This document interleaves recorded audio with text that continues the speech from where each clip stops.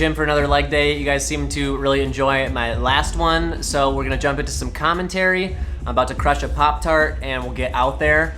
Enjoy the leg workout. We got the short shorts on this time. All right, here we are, crushing the Pop-Tart like I said. I like kind of sugary foods before workout sometime, and here we go with the warm-up. We got the reverse out knee pain, and yeah, you guys have seen this. You guys have seen this from Knees Over Toes guy. Basically, to sum it up quickly, the concentric portion of a movement, the pressing, is easier on the muscles, so you can do it more frequently, and like getting blood pumped to a muscle area, particularly around the knees in this case, right, is what is going to bring the healing. So I do this 3 or 4 times basically until it is exhausting, as you see here, and give the hips a little stretch too. And I'm warming up the whole body with this movement. I like to have the hoodie on, get sweaty, do it till it's really, really hard, and do one more. Here we go for the last one. Pull it there and bring it back. And look how slow I'm going. Yeah, super gassed. This really, really pumps the quads up, and is great for me to do before a leg day. And we see the quads here. See what we're working with for this workout here. We got the ham dogs. Here we go. And yeah, so this next thing, I what is it called? It's the Jefferson curl, I think, is what the actual name for this is. But I kind of think of it like a sun salutation in yoga. You're stretching out the hamstrings, you're stretching out the back. You never want the back to be super tight. Get out of here, shirt. We don't need you for this workout. And I'm basically just rolling up and down one vertebrae at a time, starting with the shoulders are rolling forward, and then clink, clink, clink, clink down one spinal piece at a time until I feel it all the way up the hamstrings. And the wedge that I'm standing on really helps with that also. And then rolling right back up. And we're going for another rep. See how I put my shoulders? I like slouch my shoulders forward first. That kind of initiates the relaxation of all of the joints, I find. That's just something I think about at the beginning of the movement there. Throw some weights on there too. Blair's trying to get a peek back there. If you're in Milwaukee and need a personal trainer, he's your man, Blair Hargrove, right there behind me. And so I've added the weights here to kind of just add a bit of strengthening to the lower back in this case as well. And and the hamstrings in this position too. And it's also just kind of an easier movement to continue to warm up the body and the legs especially, and the back, in this workout, warming up before I get ready for my, more compound movements. And now I'm sticking with the wedges, hitting some squats. And what the wedges help with, or the slant boards they call them too, in squats in particular, is keeping the spine vertical. And that also, I find, helps, to use most of the muscles in your legs a bit better, especially the quads. It really isolates the quads is mostly what it does, in the squat in particular. So then you see me add the weight, hit a few warm-up reps, see if my knees are feeling okay. They were, so we decided to go for it. And again, I like something a bit lower weight here. You see me just grab the, whatever that is, 26-pound kettlebell, I think, and go for a lot of reps. So I'm just focusing on keeping my spine straight, my shoulders back, my chest out, as you always should be, really in posterior chain and leg movements, is keeping the spine straight. And here's another angle of it, just so you can really see how straight how vertical the spine is. Rather, straight and vertical are different things. This is both in this case, right? Like you can be swinging a kettlebell, and have your body hinge all the way forward and keep your spine straight. But in this case, it's vertical. See, I'm pretty straight up, and that allows the knees, I think, to kind of go over the toes a bit more safely, I guess. And then the slant boards kind of push the pressure towards the front of the joint there and keep the tension on the quads. And then we see the favorite, the most important exercise, as Knees Over Toes guy, Mr. Ben, says in the program, is the tibialis curl. The tibialis is important in decelerating, like slowing down when you're about to make a cut in sports or jump, or landing from a jump in particular. When you land, this front of the calf, like the front of your leg, the front of the lower leg is the tibialis there, and that is the muscle that absorbs the the force of landing, right, in these athletic movements that we do. Jumping in general, I guess, right? It's also an exercise that I do just to whenever my knees are kind of feeling funny, or whenever I'm feeling anything slightly off, I'll just do this. I'll pump up the tibialis quick. I'll sit on the wall. I'll do 20, 30 reps of this. And of course, the farther out your feet are, see, my heels are pretty close to the wall, honestly. So the farther out your feet are, the harder it is, because it's more range of motion. Like the angle of your ankle is more flat, and the more your toes have to point up and curl that. So that's what makes it harder when your legs are farther away. So here is my main compound heavy movement of the workout here. It's gonna be a RDL, Romanian deadlift. Excuse me, and see me start out with 135 on the bar, not too hard. And what I'm focused with here is form. You won't see me go above, I think, like 185 for this, because I'm really, really focused on form. And I'm doing like 15 reps every set, and I'll do 3 or 4 sets here, because it's just my main thing for this workout. You'll see me hinge at the hip, move the glutes back, and the same exact motion in reverse. Like my form is pretty perfect on these, and that's what I'm focusing on here. We can see the ham activation in the back. Dang, this is like something about filming myself workout, dude. Like you see angles of your body and your muscles that you do not see often. Like look at my hamstring, dude. That's crazy.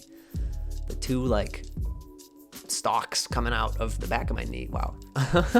Okay, so you see me add another little 25 on there for this workout. I also have the plates facing in. Dude, I got some comments on my last one that the plates were facing the wrong way. Or maybe, I mean like one comment, right? But I don't know. I guess this helps the plates not move around as much. But I've never actually found that the direction of the plates, in like 10 years of lifting plus, have noticeably made an impact on an exercise at all, really. Anyway, so just hitting this from all angles, really showing the form, how it's the same every time. One thing I hear you should be thinking about too, that you should check out in that last angle actually, is that like the end of the bar should be making a straight line up and down. So the bar is moving in one flat plane. It's not jerking back. It's not jerking forward as I'm moving. It's being kind of straight against my body also. Like I'm not holding it out in front. I'm not pulling it into my body really. It's really the bar itself is in the same plane the whole time as my hips come back. My chest is up. The knees aren't really moving at all either. The shin is in a straight line up and down too. And yeah, I think if I added more weight, I won't be able to get as good a form as I did on these, 15 reps.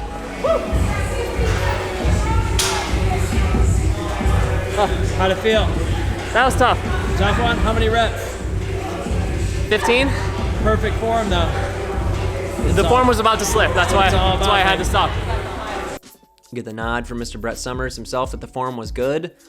We're walking through, carrying the medicine ball, and this is so hard. This is so hard, this exercise. So you see I'm on the I don't even know what this is called, like the lower back extension machine. I got one foot pinned back there, holding the ball out there, and my leg that's in there is straight, and it's all hamstring and lower back, and that's all that exists in the universe is the hamstring and lower back in this point for these reps. And I think I did 8 because this is so hard. And I switch here. I think I did 2 or 3 sets of this exercise too.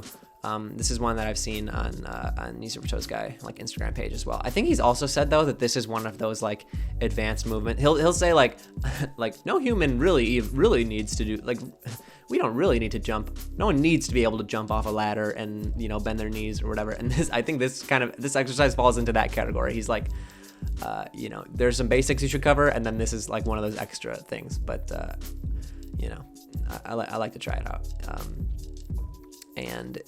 This day has been kind of focused on the hamstrings and the glutes. With you see the RDL and then this of course is very hamstring focused here, and kind of the same principles as all these exercises. Straight spine, hinge at the hip, shoulders back, trying to keep everything in a straight line with good posture the whole time. And we're gonna have to teach Blake how to hold the camera, because look at me, I'm way over at the right of the frame, but that's okay.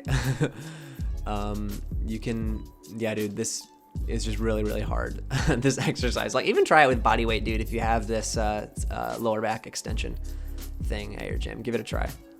Now this, another way to hit the tibialis, it's kind of a pain in the butt to get this set up, but I'm gonna be doing basically weighted tibialis curls by tethering the 15-pound dumbbell there to my foot, and then doing curls with my ankle, like pointing my toe towards myself. You'll see. This is definitely easier to attach to myself when the piece of rubber that you're pulling around isn't in a loop. It's just a straight strip of rubber. Then you can just wrap it around like tape, you know. But this way, I'm having to twist it. I'm having to double it back, put it around the toe, and then pull it around the dumbbell. I don't know why I kept all this in. Look at me struggle. There we go. Yeah. So that's how you get a dumbbell on your foot the hard way, in case you guys were wondering. So here we go. So this is the exercise. This is the exercise now. Now this one, basically is the same, in my head. You're thinking the same as when you are doing the tibialis raise against the wall. Okay. So I'm locking out my quad rather, to keep my leg straight. So that the ankle is the only thing moving. And you think about it kind of like a bicep curl, you know, you're only moving below the joint in order to isolate the muscle that's pulling on that joint, right? In this case, it's the tibialis, the muscle on the front of the calf. And dang, I'm really sweating from this. It must have been the last one with the medicine ball and the hamstring. That was really hard. So here we got another angle of it. I think I did 20 reps per side for 2 sets. Or maybe, no, this is just the other leg. So just 20 reps a piece. And yeah, you really get a good angle of it here. You can see that my upper leg is kind of shaking, really trying to keep it steady as the lower leg stays still, and then all it's moving is the ankle. And when I'm sitting on the bench like this for this exercise too, I'm pulling myself into the bench with my hands. So I'm grabbing on either side of the bench. You see my hand there, and pulling up. At least I'm supposed to be. There I go. Back on there. But yeah, you see the tibialis really flexing and moving, and then there it goes. We're we've moved on from our compound movements of this exercise into auxiliary movements, into the isolation movements rather. And so we hit the front of the lower leg, and now it's time to hit the back of the lower leg with the calves. Did couple reps with one leg, couple reps with the other leg.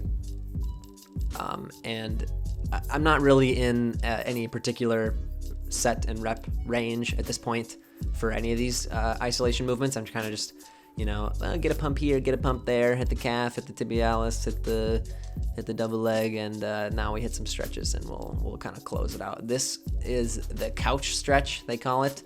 And the point you want to work up to is foot flat against the wall, shoulders on the wall, and that was not something I could do the first time I tried this, not even close. And as you see, I'm still using something to hold myself up there with the foam roller, and that's super important, I've found, is being able to hold yourself up.